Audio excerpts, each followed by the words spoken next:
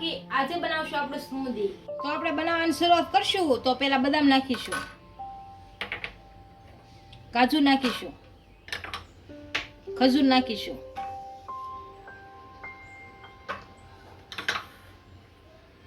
કિસમિસ નાખીશું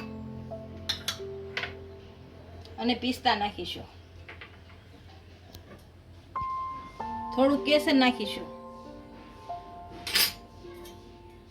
દૂધ નાખી અને અડધી કલાક પડ્યું રહેવા દેશું। હવે આને અડધી કલાક ઢાંકીને મૂકી દેશું।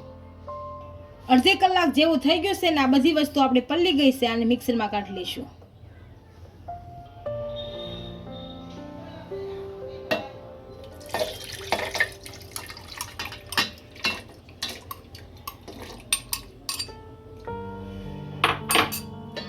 આમાં થોડું દૂધ નાખીશું,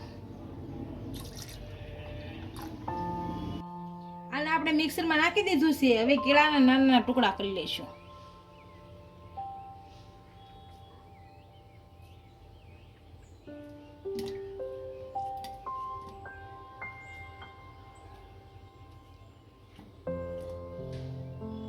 આ રીતના બે સુધારી લઈશું।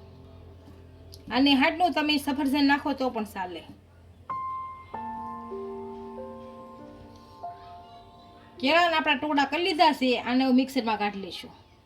આને આપણે મિક્સરમાં કાઢી લીધું છે, હવે આને ગ્લાસમાં કાઢી લઈશું।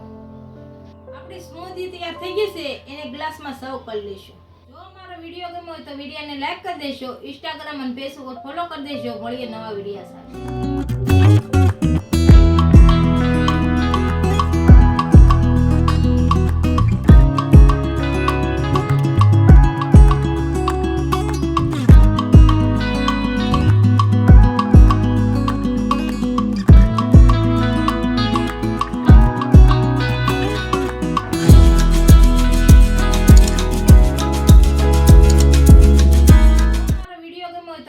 લાઈક કરી દેજો, ઇન્સ્ટાગ્રામ અને ફેસબુક પર ફોલો કરી દેજો। મળીએ નવા વિડીયો સાથે।